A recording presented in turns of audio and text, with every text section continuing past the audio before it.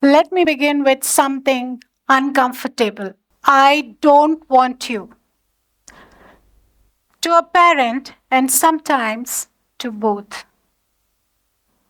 And it's not during a teenage tantrum or teenage rebellion, but with cold certainty. And the most disturbing part, the parent being rejected had not stopped loving, had not stopped trying, and yet somehow was emotionally erased. Children express their feelings, we assume them to be true. Sometimes it is, but sometimes another important question emerges. Who helped that feeling grow? As a lawyer working closely with families and children, I began to observe a pattern that deeply disturbed me. Most people know that parental alienation occurs during divorce and custody matters. But what I was observing was completely different. No divorce battle, no custody wars.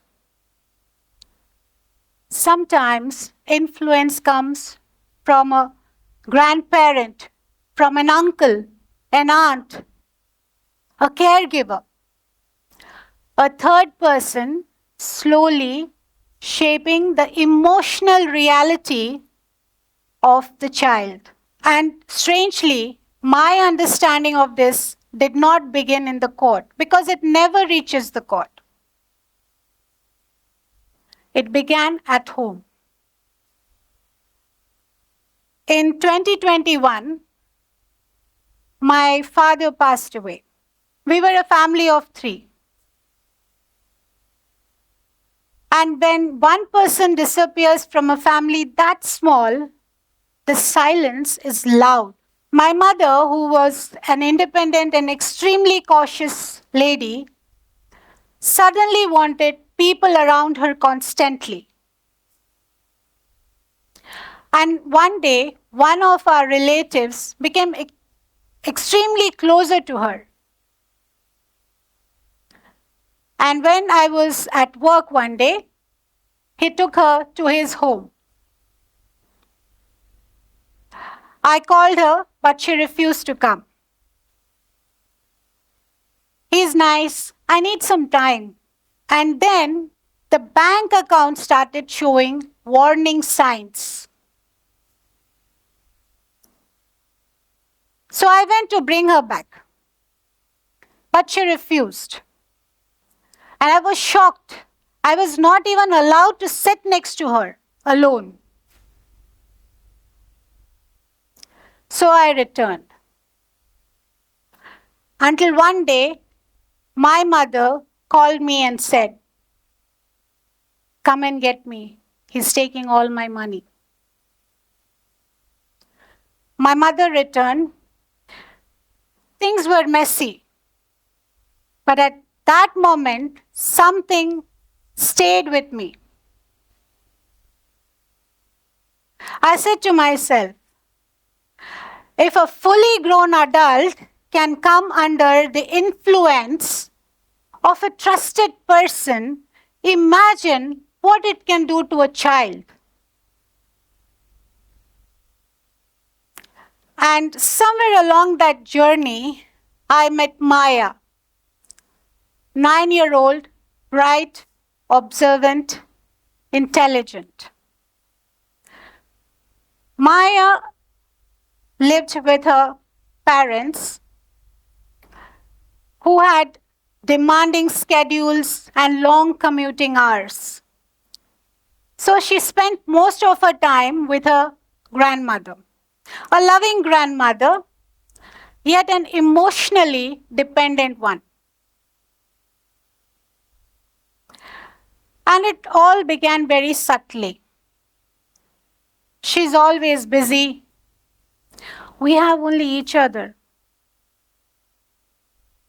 And then one day,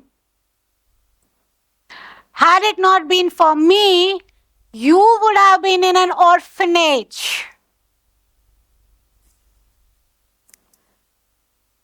The reality was the parents had considered a daycare near an orphanage.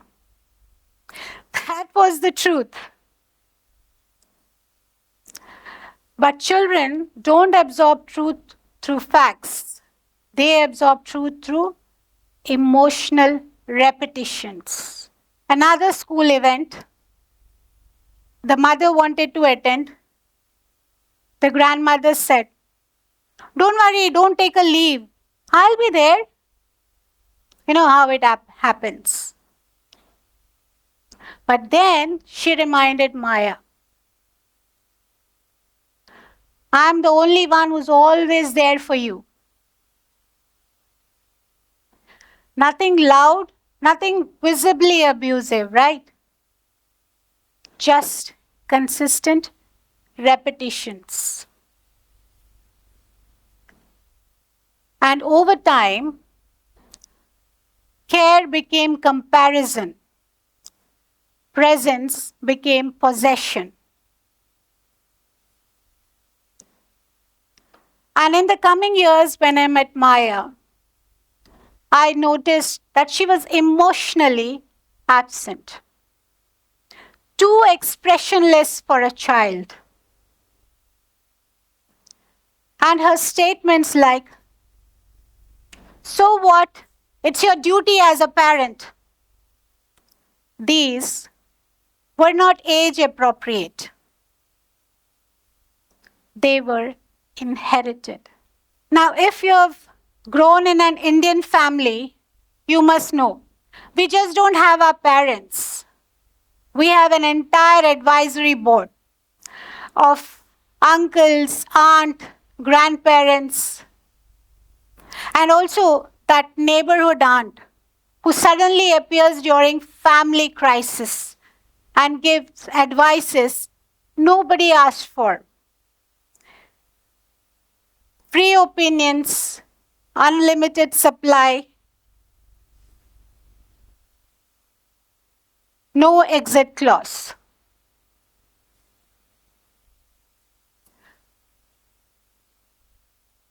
Now, let me be clear. Sometimes love, most of the time, love is given by people who are very close to us. But love without awareness can become influence. Now you may ask me how. Let me show you something.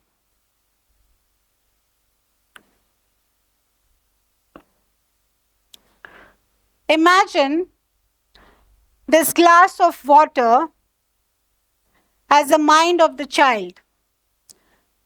Clear, open, trusting. Now watch.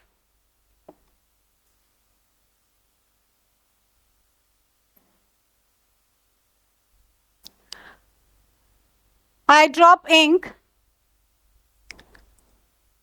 At first, nothing dramatic happens. But then,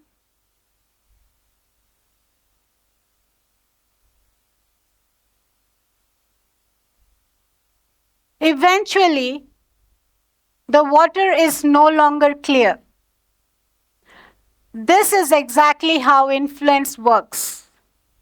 Not one dramatic moment, but thousands of small, repeated moments.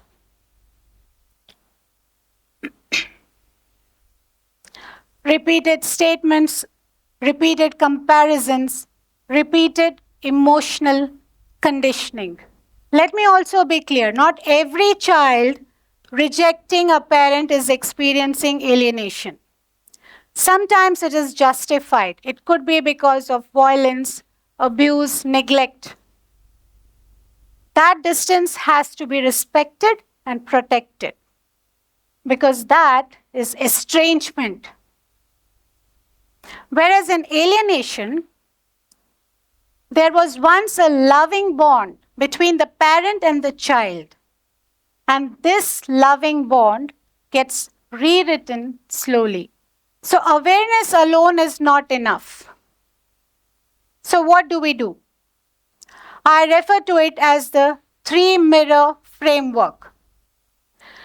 Before reacting to a child, rejecting a parent, pause and gently ask 3 questions. Mirror 1. What is the child's experience? Actual experience. Mirror 2. Whom does the child lean on most emotionally? And what is the child absorbing from that person? Mirror 3. What is it that the child is hearing? Because alienation does not just involve what the child has heard, but also what has never been said at all. And what do we practically do as parents? Speak about the other parent with restraint. As extended families, treat your children with love. They are not your ally. They are not your therapist. Do not emotionally recruit them. Love your children. And as professionals, judges, lawyers, educators, try to listen beyond the rehearsed language. Ask, where is that narrative coming from? Think of the child's mind like Google autocomplete. Whatever is repeatedly told, that is interpreted as the truth. Research in child psychology reveals that when a child is exposed to persistent negative narratives about a parent, that child is more likely to develop into long-term relational distrust and identity conflict. Not because they are weak, but because they are just forming. I have heard targeted parents express a feeling of fear. I fear dying alone. I fear dying alone. Now, why is this so important? If such influence and alienation goes unchecked, is not identified, if it's not reversed, it will travel across generations. We love our children. We know they are vulnerable. So remember this. The most dangerous thing about stolen voices is the child believes the voice belongs to them. And when influence goes unchecked, it not only changes how the child feels, it rewrites the reality itself. Thank you.